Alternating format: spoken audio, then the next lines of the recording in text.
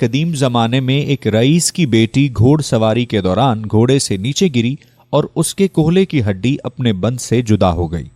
لڑکی کے باپ نے بہت سے حکیموں سے علاج کروانے کی کوشش کی تاکہ اس کی ہڈی اپنی جگہ پر واپس آ سکے، مگر مصیبت یہ تھی کہ لڑکی کسی حکیم کو اپنے جسم کو چھونے کی اجازت نہیں دیتی تھی۔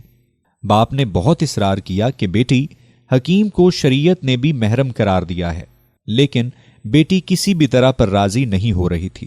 آخر کار لوگوں نے اسے مشورہ دیا کہ شہر سے باہر ایک بہت ہی حاذق حکیم رہتے ہیں، ان سے مشورہ کیا جائے۔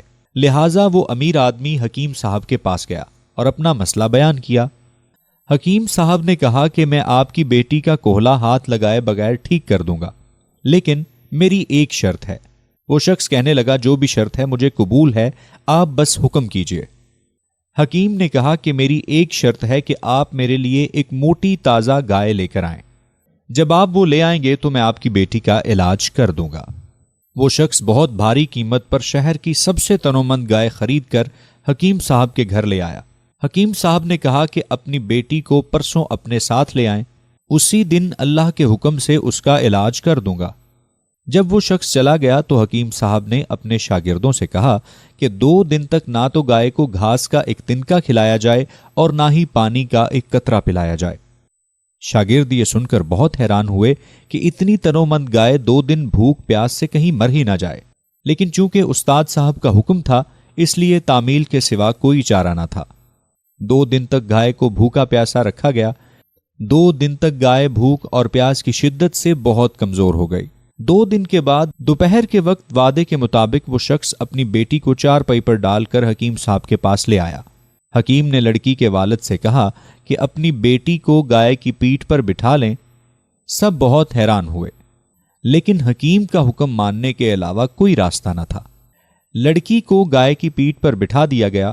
اب حکیم صاحب نے اپنے شاگردوں سے کہا کہ لڑکی کے دونوں پاؤں گائے کی پیٹھ کے گرد رسی سے باندھ دیں۔ یہ کام ہونے کے بعد حکیم صاحب نے شاگردوں سے کہا کہ اب گائے کے سامنے گھاس اور دوسری خوراک ڈال دو۔ گائے 2 دن کی بھوکی پیاسی تھی، جلدی جلدی کھانے لگی۔ حکیم صاحب نے اس کے سامنے پانی کی بڑی سی بالٹی رکھی جس میں بہت سا نمک ڈال دیا۔ گائے تیزی سے پانی پینے لگی۔